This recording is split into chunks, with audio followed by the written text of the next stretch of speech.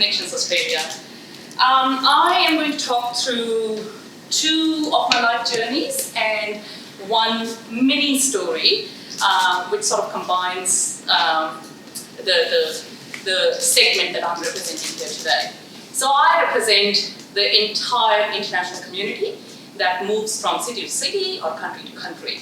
Our main objective at Connections is to drive inclusion. We don't really care why you move to a country, whether you move in a boat or you move in a plane.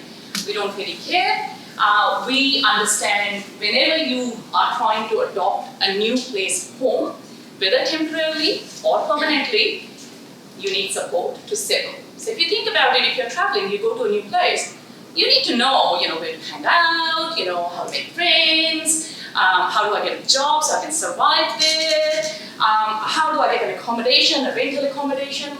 We do all of that through our platform. We have a one-stop platform that just connects you to everything you need to settle into a new country, and on top of that, we made it multilingual, so English is not bad. Now, my story, I probably will start from early when I was growing up in India. So I come from a very, very traditional family in India. I think from the time I was born, all I ever heard my parents say is, how are we going to get her married? When are we going to get her married? Oh my God, we have another girl. Oh God. It was ingrained very early in me that as a woman, that's my life. I am going to get married, and then I'm going to serve someone and serve someone's family, and that's what my life would be. And I was perfectly fine with it because I didn't know anything better. My parents made one mistake, one big mistake. They gave me education. And I was pretty good at it. I was pretty clever with education. My dad, growing up, was initially he was a geologist, then he became a mineral scientist. So as a result of that, and he specialized in lead and gold, so we used to call him gold digger, we still do. So as a result of that, we traveled a lot. We were constantly, so my childhood is in caravans, pitching the tent, making sure there are no snakes or spiders, and yeah, this is pretty cool, let's just pitch a tent here. And every time I was in a new school, I was midterm, or like, I had missed like 3 terms and I'm joining in. So, but all these were life skills that came in handy later when I moved to a new country. Because if you think about my childhood, I had to learn resilience. I had to learn problem solving. I had to learn how to make friends and make them fast so they could help me, they could support me. I had to learn the importance of community and how community supports each other. So the reason I'm looking at my phone because I'm keeping the time.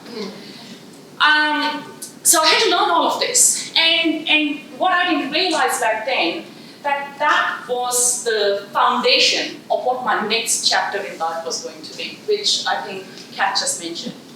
So next chapter of my life in Australia, 16 years ago, I restarted my life in Australia.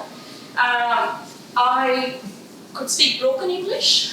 I pretty much started my life from the street with $20 in my hand, a 3-year-old son, and I had absolutely no one I knew in Australia, like not a single person, no family, no friends, literally no one. It was like, bam, life started, Minecraft. I was like, okay. Again, all those characteristics that I had built up when I was growing up, they came in handy. Because I tell you what, you cannot say no to me. I will get it out of you.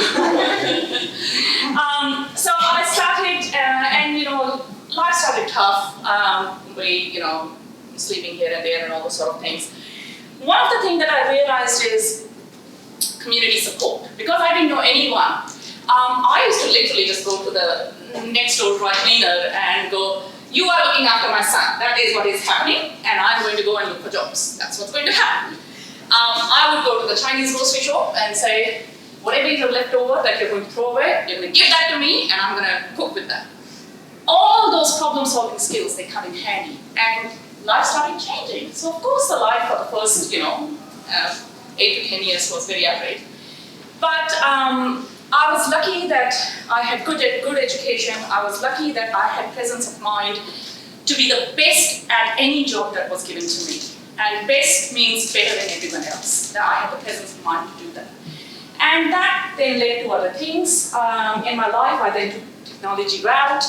And about 5 years ago, life became comfortable. I am a successful management consultant. I specialize in pretty cutting-edge technology, like blockchain, all the buzzwords you hear, data analytics, digital transformation, blockchain. I know, they're all buzzwords. So I work with all the big 4 banks. Life started changing. Life started turning around.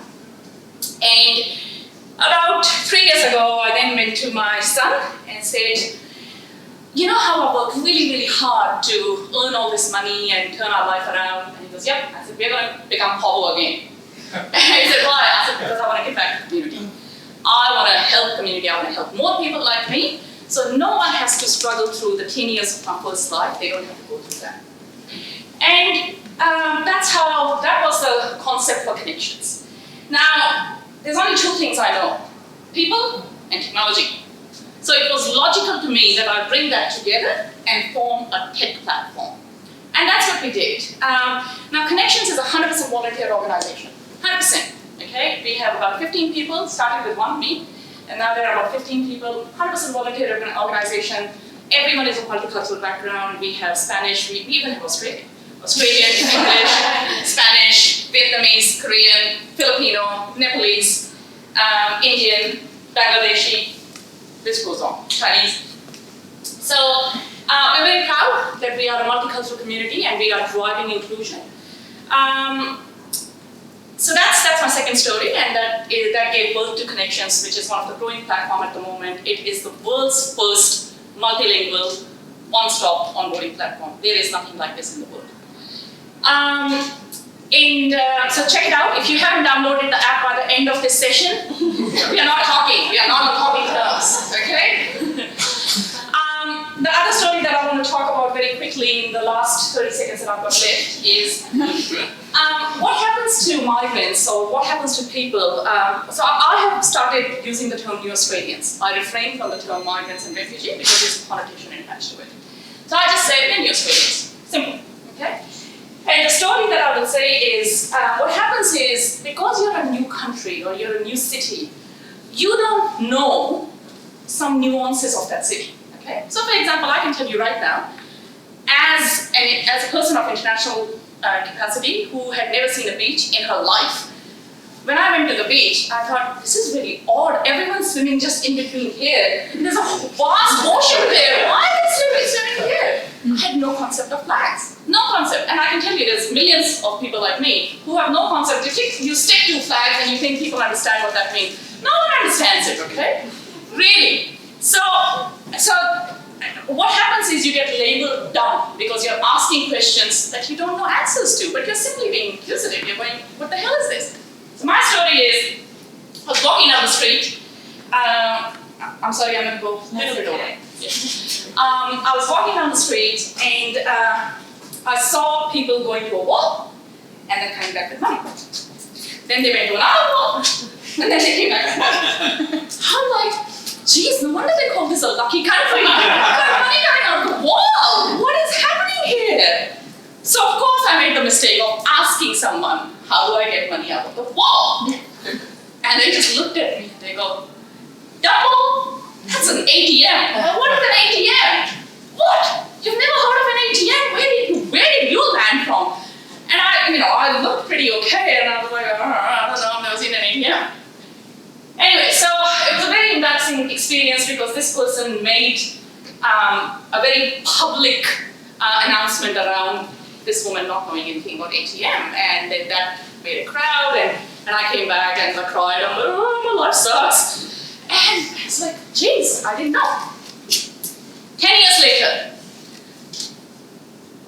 I deployed every single Combank ATM that you can see in Australia as part of one of the largest programs that I led for Combank. And I became an expert on ATM. All their software, all their hardware. You ask me, I'll tell you all about it. It's because someone believed in me. Someone believed in me and I turned my life around. And it was actually ironic because when they hired me for the role, and it was one of the biggest role in Combine at the time because it was such a visible program that, that I was leading, that I actually started with the story. I said, oh, I know nothing about ATMs, but I will. I will, just trust me, I will, and I will do the right thing by you. Give me a chance. And that is the key message I'm going to leave with all of you. Next time you come across someone of an international background, don't judge them. Be patient, because their English is still better than what their native language is. You can't speak Korean, but they can speak English. So be patient, listen to them. And 3, always believe in them. Give us a chance. That's it.